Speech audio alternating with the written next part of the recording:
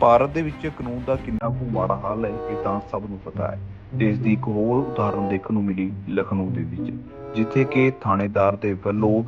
ਬਲਾਤਕਾਰ ਦੇ ਦੋਸ਼ ਦੇ ਵਿੱਚੋਂ ਇੱਕ ਵਿਅਕਤੀ ਦਾ ਨਾਮ ਹਟਾਉਣ ਦੇ ਬਦਲੇ ਦੇ ਵਿੱਚ 50 ਲੱਖ ਰੁਪਏ ਦੀ ਮੰਗ ਕੀਤੀ ਗਈ ਸੀ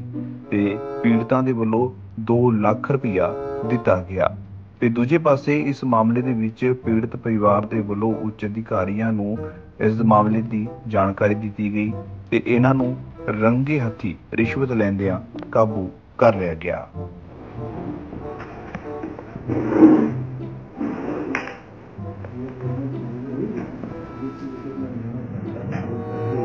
ये पता नहीं, हमें नहीं पता है, मिल गया तो ये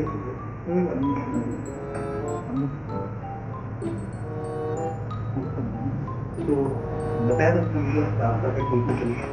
ये आपने ये करा कि आपने पति का बोला था कि काफी तकलीफ डाली हुई था